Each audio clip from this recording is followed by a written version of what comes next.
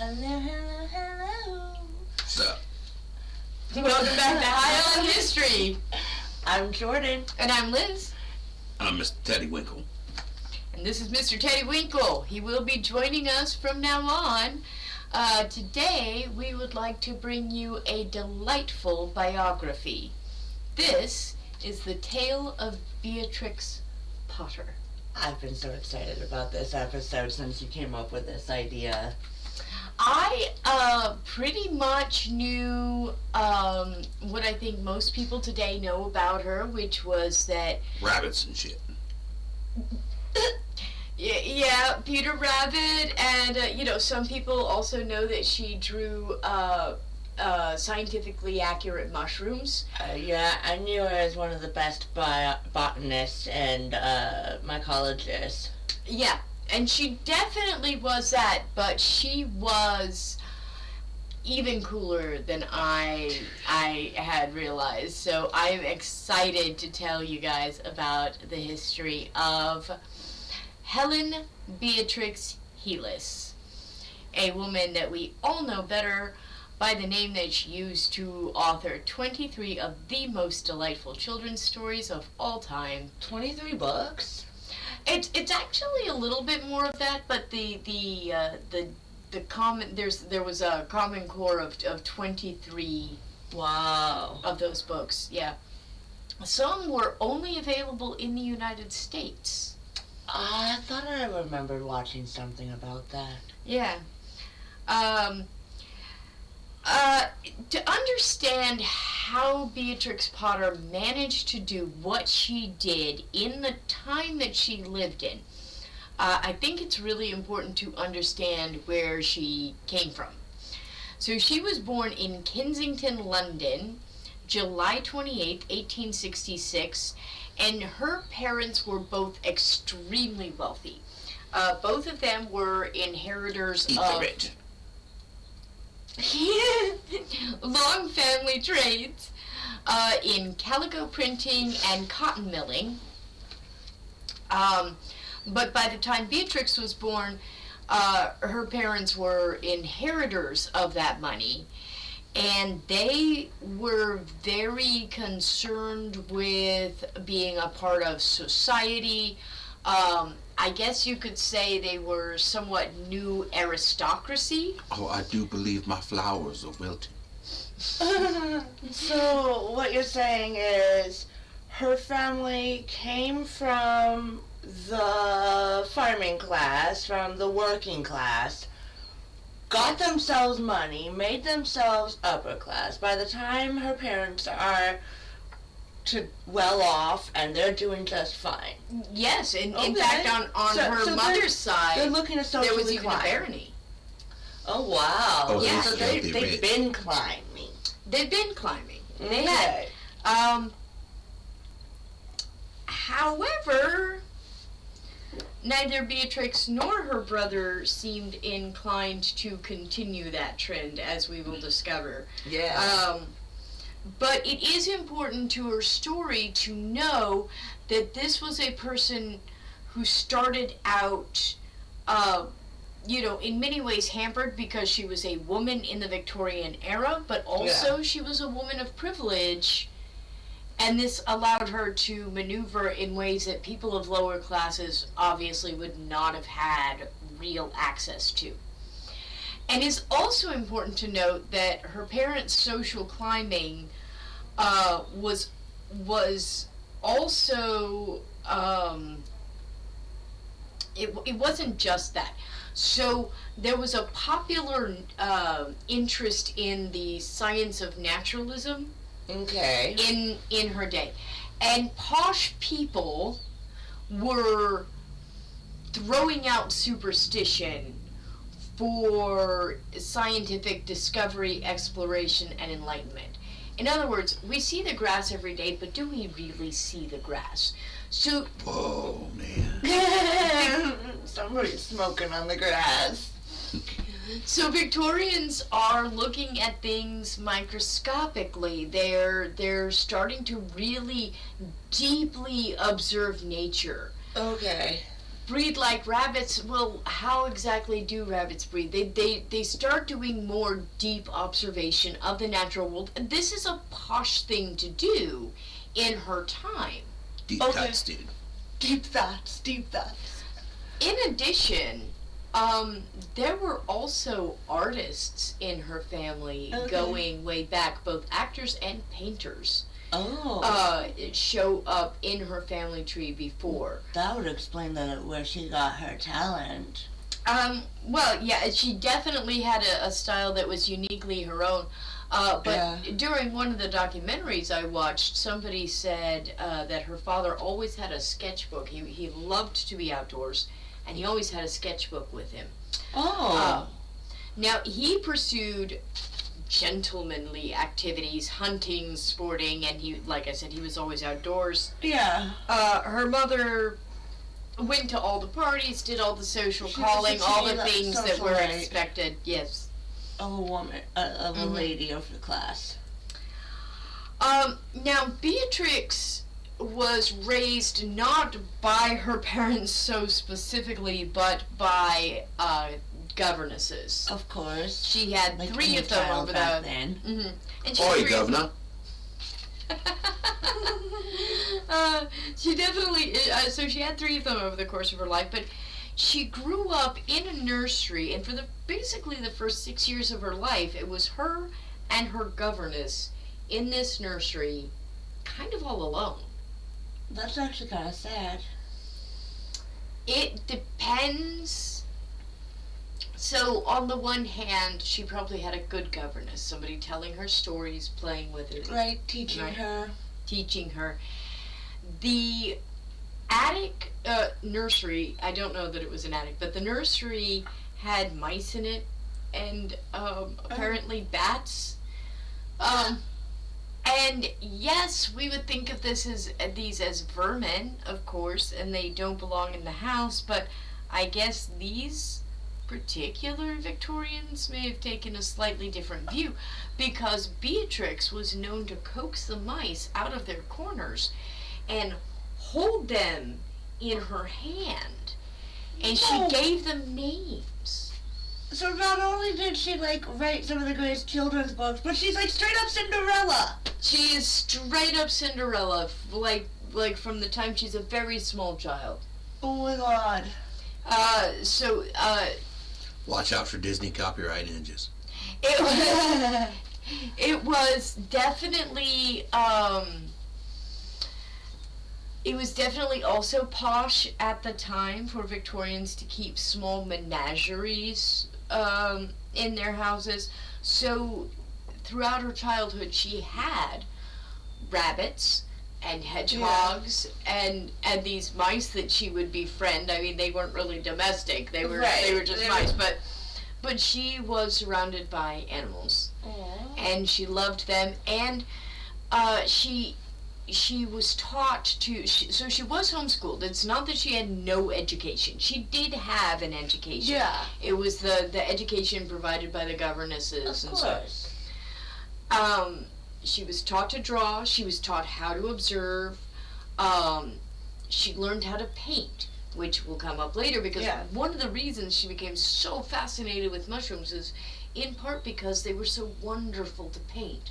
She loved the way that they collected and reflected light and just all the variations in shade, and she was doing these watercolor paintings of these mushrooms even before she became a mycologist. Gonna paint some pretty little I mean, mushrooms. didn't she end up selling her mycologist paintings, or didn't a renowned mycologist correspond with her and end up her art is still to this day some of the most detailed art that so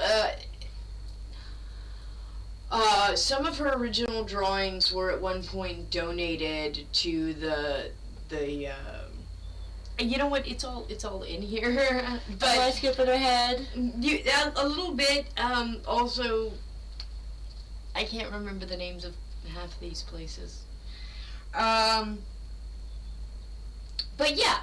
no, her drawings are still used, and specifically was used by a very famous mycologist later, in some of his textbooks. So yes, that's true. I forgot to look up what his name was actually while I was doing this. I was too busy. I definitely focused this biography on her specific story, so I didn't really look into that as much as maybe I should have. I mean, that's fair. So when she was, I think 6, she had a little brother born. His name was, I wrote down his whole name at one point. But he went by Bertram.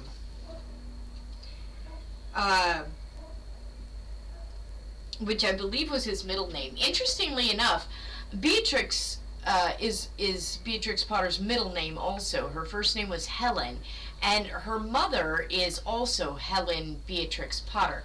Now, her mother's last name was Leach, so it was Helen Beatrix Leach Potter, if you look at the genealogy records. Oh. So Beatrix is her middle name, and I believe her brother's first name was William, but he goes by Bertram, so he also was going by his middle name.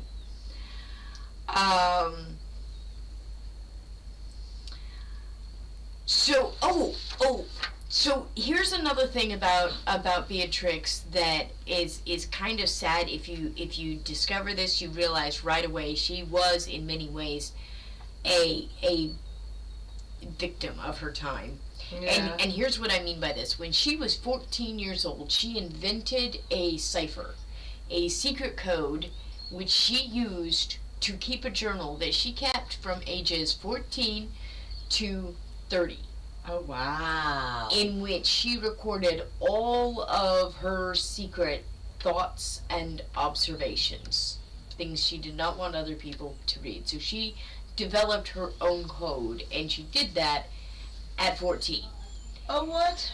If she had been born in a different century, we would have recognized that level of brilliance, this attention to detail, this ability to observe and decipher, and she built a cipher. Wow. Lady worked for the CIA. Could have, should have. It would have been MI6 though. She's from England. Ah. James Bond, whatever. Okay, so for the first 15 years of her life, the Potters spent their summer holidays in a place called Delguise, which is a property, it's an estate on the River Tay in Perthshire, Scotland. But in 1882... What was that? He's laughing too hard. In 1882, however, the property changed ownership, so the new owners raised the rent. Mr. Potter thought they raised it to an unfair rate. That was Rupert Potter was his name. Yeah. He considered it too high, and so instead they started taking their summers at Ray Castle in the Lake District. Oh. Have I mentioned that these people were just sort of oozing wealth? Rich people problems, man. Rich people. Yeah, right, problems, rich people problems. So, oozing wealth, rent got raised too much, and he's like, oh, I don't want to spend that kind of money. Now, by the age of 20, Beatrix was drawing very detailed fungi, mushrooms, and in exacting detail. She begins studying how mushrooms reproduce. Now, the reigning theory of the time, as I understand it, hold on, I think that actually wound up on the next page.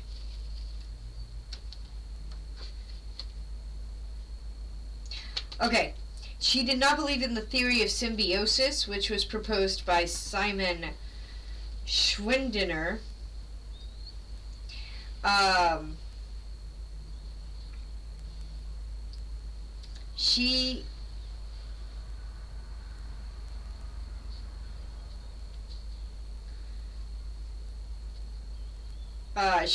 Her theory was hybridization. Oh. So, hybridization of spores. She was trying to figure out how mushrooms germinated and how they reproduced. Oh, so like the hybridization of the spores. Mm-hmm. So like as the spores drop, they would. Yeah, and here's the thing. I was focused again on the Actual biography. actual biography, and I really did want to find out how right or wrong she was scientifically about this. I know nothing about mushrooms. I don't know anything about either of these theories, or what. So anyway, and I didn't look into it. I apologize for that. So she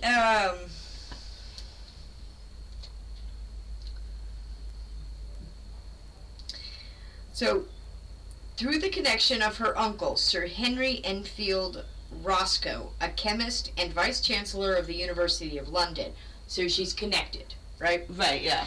She consulted with botanists at Kew Gardens, convincing George Massey of her ability to germinate spores and her theory of hybridization. Rebuffed by William Thielson Dyer, the director at Kew, because of her sex and amateur status, Potter wrote up her conclusions and submitted a paper titled "On the Germination of the Spores of the Agaricinae."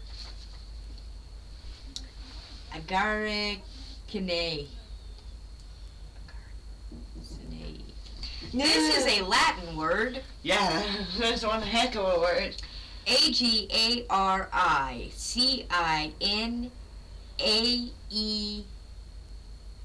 I'm sorry, EAE. Okay, so that's Cineae. I don't know what that is. I'm assuming it's a type of mushroom. To the Linnean Society in 1897. Now, she could not submit that paper herself. She was not allowed inside the doors. So George Massey wound up giving. Was it George Massey? I believe so. Yeah. So the paper was introduced by Massey.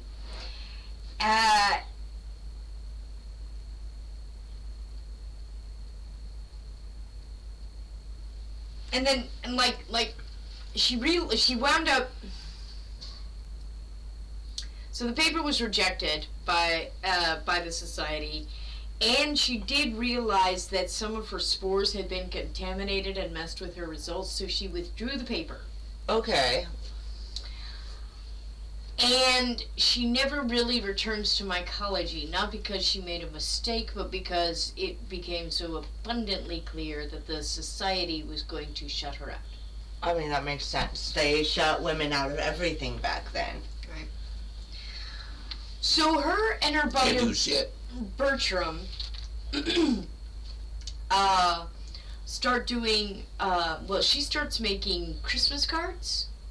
Oh, cute. Quaint. And her brother Bertram went and sold them to some shops and things, and they started selling out very quickly. So she was making a little bit of money of her own. Her and her brother were making money of their own off these Christmas cards, a little bit, but that probably wasn't gonna go anywhere in particular.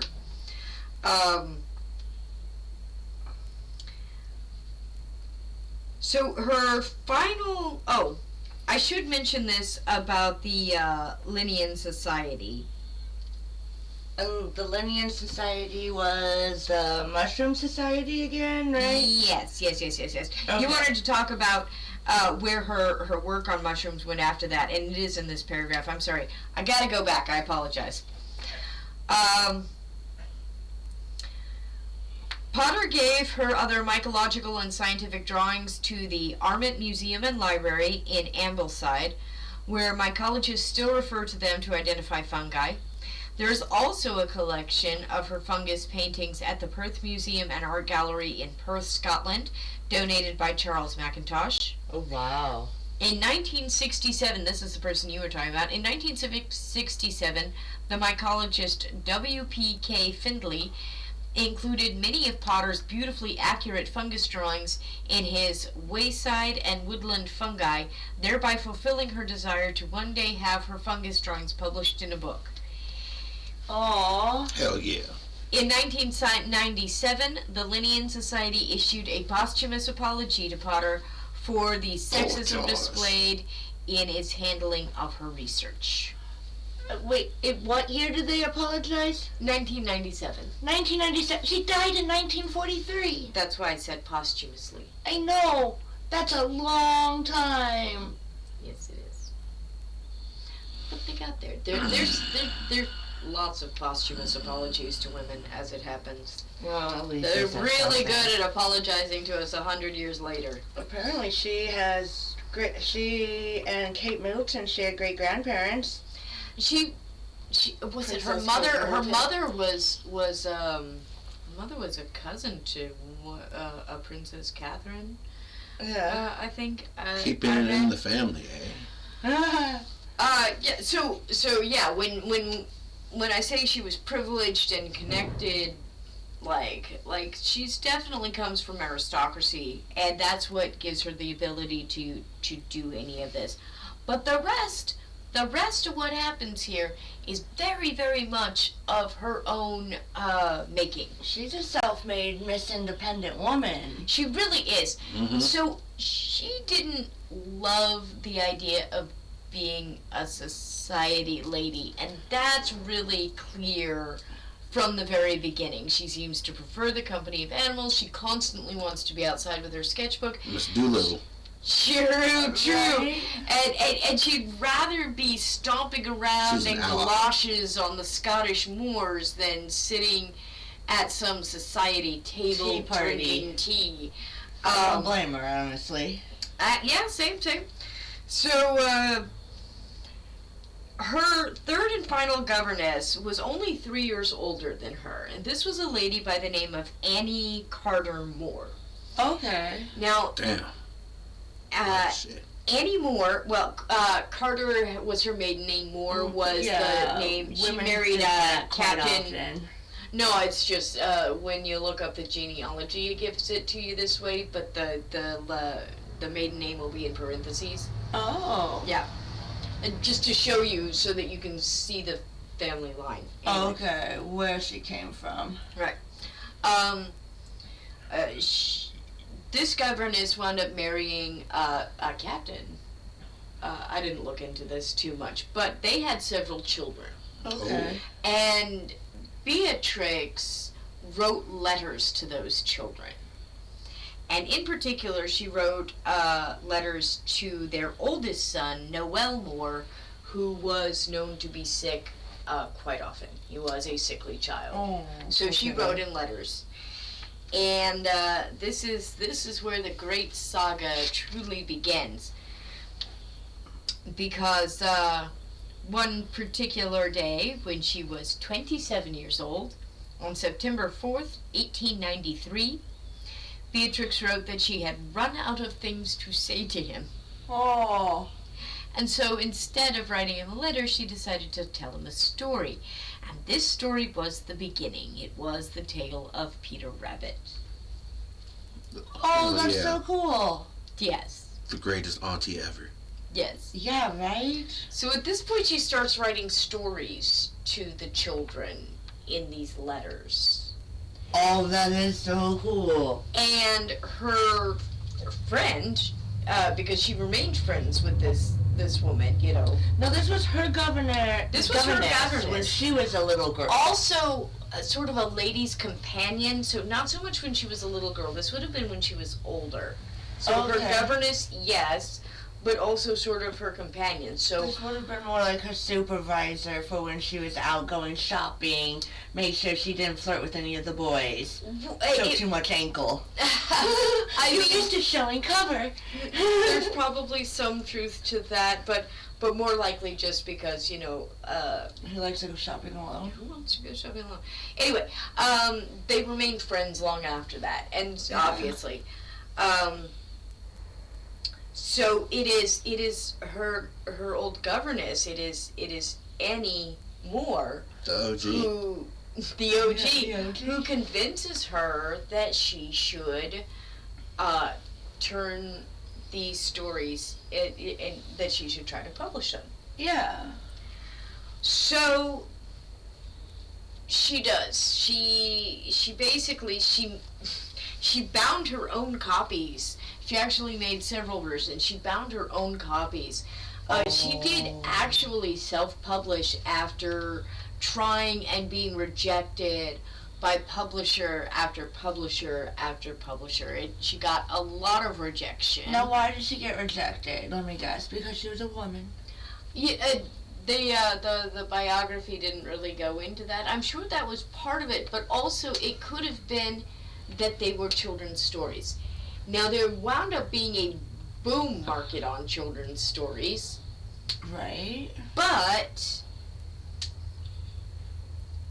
she may, I don't know. It may have been that she was a woman. It may have been that they weren't sold on the story of a rabbit. And in fact, in 1900, I want to say, 1900? Yeah. She approaches a company called Frederick Warne and Company. That's Warne. Okay. Frederick Warne and Company. And they reject her also. Oh, wow. So she winds up self-publishing.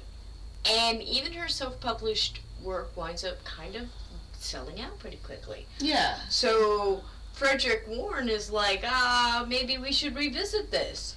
No. So in 1902, they published The Tale of Peter Rabbit. And is that the copy that gets republished 8 times in its first debut year? Yes. Okay. Yes. In October 1902, when she was 36 years old, she published the book to great success. Great success. Great success. It was. And Norman Warne of Frederick Warne and Company Okay. became Potter's editor. They worked together on several subsequent books and related merchandise, such as soft toys and the game of Peter Rabbit. There's a game. There is a game. I've played it, actually. I played it when I was a kid. What? What? I think I played it too. Nice. What? I'm totally missing out on that part of my childhood. You are indeed. So Potter and Norman Warne work closely together for a couple of years. In 1904, they worked to develop a tale about 2 mice and a doll's house. Potter began spending more and more time at the offices, several trips to Warren's home to sketch a dollhouse as he was constructing for his nieces. And in July of 1905, Norman proposed. Aww. Beatrix accepted, and on the 25th of August in 1905, before marriage... Oh. Okay, so July 1905, Warren proposes, Beatrix accepts. Now, I didn't put this in here, but this is important to the story. Her parents hated the idea that she was going to marry a publishing editor. This is way below their class expectations, right? They want her to marry into some minor barony at a bare minimum, right? Yeah, right. Instead... Level up, not level down. Well, economically speaking, and in terms of their social status, yeah. And he's an editor. He's working class, and they hate that. They're just barely above working class themselves. So... But they hadn't been for a couple of 100 years. Yes, they both families, both her mother's side and her father's side, start as yeoman farmers in the 1700s in the north of England. Okay, we are 300 years later. And, Okay. Right, so there's new old. They're new money, but they're old new money, yes. Yep. They're old enough where, like, they're far enough from the working class. They're not anymore. Yeah, so... Anyway, they definitely don't want her to marry an editor. Right. And just like 3 weeks into their engagement, if even that, they whisk her off to the Scottish countryside for a summer holiday. Okay, suspicious. And a week after that, he dies of undiagnosed lymphatic leukemia. Oh my God, no way. So Damn. So you're telling me mommy and daddy absolutely opposed, so they kidnap her. Well, it's not kidnapping. That's not the way society works. But they take her out of the city. They take her away. More than likely, it is against her will, but they convince her because Sounds she's like family. a romantic comedy. Well, I've had family do this kind of shit to me before. So I'm like, no, wait, this is kidnapping. Hang on here. It's not in the because sense, but you have more rights, even as a child in the U.S. today, than an unmarried woman did back then. did in her era. Yeah, right. And So it's not kidnapping because they had every right to. Anyway, they whisk her off to the summer house, but then Norman Warren actually dies a week later. That's sad. Yeah. Poor girl. Norman was the love of her life, actually, right? He's not the lawyer dude. He's not the lawyer. She probably loves her second husband, but maybe not with quite the same fire as the first. As this man. She's still writing of him fondly in 1913. He passed away in 1905. So she holds on to the love and memory of him, what they shared. I think they were building a world together. And in fact, they definitely were building a world together, because it's that same year, with the money from the Tale of Peter Rabbit that she's been making. She's made these plush stuffed dolls. She is the first person to have literary merchandise. Making that money.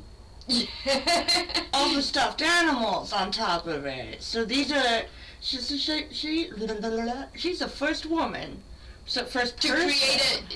The first person to create a toy to go around the book. Yeah. With the book. Yeah. And she had control of all of her own merchandising. Oh, you go girl. Yeah.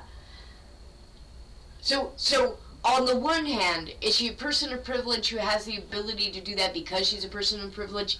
Yes. On the other hand, she is absolutely revolutionary, breaking new ground, and she's doing all this so that she can become financially independent and away from the parents who would kidnap her and take her away from the love of her life, who was only going to be alive for a week longer. Holy crap! Like, man, they could just give her one more week with him. Well, I mean, he died apparently quite unexpectedly, so, nobody knew, but I'm sure that preyed on her.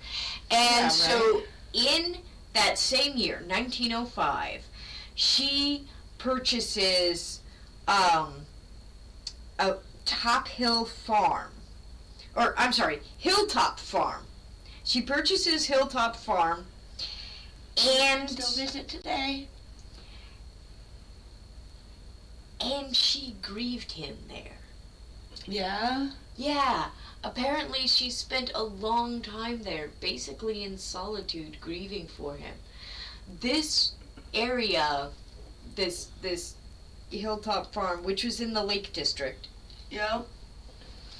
It's still got her sheep on it to this day, and her herd is still thriving. Yeah. Apparently there's still some of the best in the nation coming from her her flock.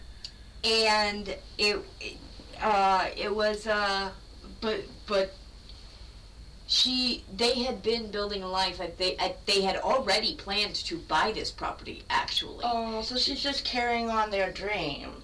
In a way, she did go ahead and decide to buy the property anyway, and then she stays there, and aww, she kind of really, I think, solidifies and falls in love completely with the country life at this point. I mean, I don't blame her. She doesn't just keep this adorable little cottage. She starts talking to the farmers. She starts learning everything there is to learn about raising these Herdwick sheep that are native to the area, and she falls in love with becoming. So she's passionate about bringing back this indigenous species of sheep. Not bringing them back, because they weren't really gone, but she is obsessed with preserving them. Okay, and, and keeping land for them. Right. She looks out over the Lake District, and she sees the most perfect, charming, wonderful... just meadow, lakey land. I don't know what the Lake District actually looks like. So it's an enchanted area for her. She deeply loves the area. Narnia. And she wants to keep it just so. So she winds up really working for the land conservation and keeping industry out for environmental protection reasons. That's awesome. And then also, she was buying up tenant farms that were in trouble in order to keep industries from buying up those farms and turning them into other things. So she was keeping traditional herds and traditional families on their traditional land. Yeah, heck yes. And that's awesome. That is how she wound up living out the rest of her life. So she wrote the 23 books, and then she was actually done writing them. I forgot to look up when she ended. I got so into the rest of her story, I almost skipped the part where she was writing the books. But that was, that was when she was younger, and then around 30 or 32. She got into farming. She stopped. I'm guessing 1904. Well, that would have gone on past that at least a little bit, I think. I think what the documentary was saying is she started publishing a couple books that were released just in America because she was pretty much focusing on taking care of her flock at that point. Yeah, something like that. Yeah. And I think that's where we get the special, limited, only in America Beatrix Potter books. Which I think you can find them worldwide now. But when she's 47 years old, in 1914, William Heelis, a local country solicitor, proposed to her. Again, Beatrix's parents did not approve at all. Of course not. So he was a solicitor. He was a solicitor, and he was a local guy. So again, country folk, well beneath her station. But the problem is that this time, her parents didn't approve, but she was rich. So she had her own money. Tell me. Yeah. She's 47 years old. She owns Hilltop Farm. She's the world's first story merchandiser, literary merchandiser. These stories that she were still being published through Frederick Warne and Company. Under her. Right, which she's getting royalties for. Yeah. She got money. She really doesn't need their approval so much anymore. So she goes ahead and she marries him. Oh, go girl. And their marriage, they were married for 30 years. That's a nice long marriage. Yep. I assume natural causes separate them. They do indeed. We'll get there. Yeah. They spent their life together with these sheep and conserving the Lake District. They were friends with the guy who winds up starting the National Trust. So basically, them and their friends there in the Lake District start what became the National Trust. And ultimately, now this entire area is a national park. Yeah. For the preservation of these Herdwick sheep that they were raising. Yeah. And it's all it's all under the care of the National Trust. Still to this day. To this day, she set that up during her lifetime with her husband's help. That's so cool. Yeah. So they appear to have cared deeply for and loved the land. And she, she's not wearing gowns or something. There was a story I ran across in one of the documentaries where apparently she was walking down a muddy road in the middle of the night. It's just raining and storming. and she's stomping through the woods, and this tramp Yeah. winds up saying something to her like, nothing but us tramps out here, and she sort of giggles because this is it struck her enough she wrote about it, because this is what she wanted. Yeah, she didn't want to be known as a lady. She wanted to be, so when he called her a tramp, that was like, mission accomplished. Probably. I am who I want to be. Yeah. Oh, that is awesome. So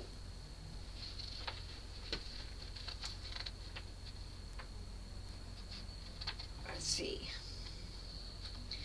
When she passed away, she left over 4,000 acres, 15 working farms, her home, her hills. The Lake District National Park was born from her gift, and thanks to her, the hills still rise, the sheep still graze, and the stone walls still stand. Legendary. She died in 1943 at the age of 76. I do want to talk a little bit about how she died. She died of complications of pneumonia. Okay. The reason she died probably of complications, it's 1943, and she lives in England.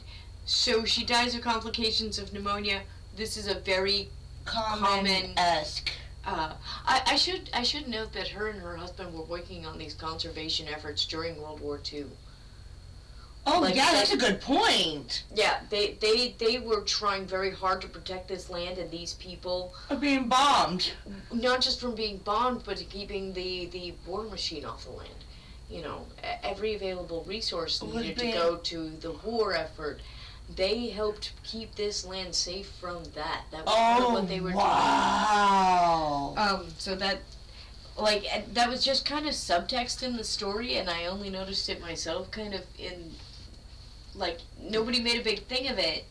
But that needs to be brought up, actually. Yeah. She saved this land from the war machine of World War II. She did. Her and her husband. That is amazing. But she was still stomping around out in the wetlands and in the wild. So she's hacking and coughing. She's got herself pneumonia. She's 76 years old. And she's out in the mud. Out there galoshin around in the mud, and eventually it gets her. I'm an American from the Pacific Northwest. All of us are American from the Pacific Northwest right now and here. And so we know about the rain and the yucky cold, so I can only imagine what she had to go through in England with the rain. Isn't England pretty rainy and yuck? Yep. She also left Hilltop Farm itself, complete with furnishings, manuscripts, archives, countless fields, woodlands, cottages, and flocks that had been in her care. It's all museum now. Today, many of the places she saved, Tarn How, Troutbeck Park, Yew Tree Farm, are still accessible and protected exactly as she intended. So, all of that from the woman who wrote some of the most delightful stories ever written, and it seems that she wrote them because she was internally driven by a world of delight. I mentioned the journal she kept in cipher. Yeah. And we haven't talked a whole lot about her personality because I kind of wanted to go through her biography, but she could be a little acerbic. She had a very cutting, dry observation. She was analytical. She didn't have a lot of filter. She did have filter, but she didn't have a lot of use for what she saw as meaningless social graces. She was a little blunt. She was, and a lot of her observations were cutting. She had a sense of humor, but she was not necessarily... She was dry. She was dry. She was kind of a no-nonsense lady. That said, she truly believed in creating and preserving the magic of childhood with and through science. And she did that, and she was very happy. She knew that if her books made the life of one child better, if one child learned to read because of what she did, then she had made the world all the better place, and she right. was deeply committed to that. I know I learned to read with Beatrix Potter's Peter Rabbit. I definitely learned to read with Beatrix Potter, so. That was definitely a part of my learning to read. Yeah. So that is it. The beautiful tale of a woman who just absolutely forged her own destiny in spite of everything that was expected of her. She used her wealth and her privilege to improve the lives of the land she loved, of countless children all over the English-speaking world, and I'm sure other languages too. I'm sure it's been translated many times. I didn't look into that, but yeah. And made the world a better place by becoming a sheep farmer. So thank you so much for joining us this week. And we will be returning in 2 weeks' time. Yeah. You wanted to go ahead and... on April 19th, I discussed the Black Hawk War. And mainly the reason why I should be right up there. You just have to hit the download button. Yeah, right there. So what got me started on the Black Hawk War was I wanted to know why my favorite hockey team didn't have to change our logo and our mascot. And I found some cool facts on why we get to keep our logo, and I'll go over that in our episode. And don't forget to hit that like button, share, subscribe. We're at 36 subscribers. Yep, by subscribing, you help us reach our New Year's resolution goal of 100 subscribers. That's what we asked for. By December of 2025, which is the end of this year. We are at 36 subscribers now. Thank you so much. We're only in April, so thank you all so much. Go ahead and share us with all your friends. Hit that like button. If you love what we do, share us with your friends. It's free, of course, and if you hit the notification bell, you will never miss out on our winding rabbit hole. If you have any comments or questions, post them below. We will shout you out in the next video. Here's tonight's shout-outs for all our Mad Rabbits. We would like to extend a huge thank you to the Informed Hatter and partner for suggesting that we cover the French Revolution.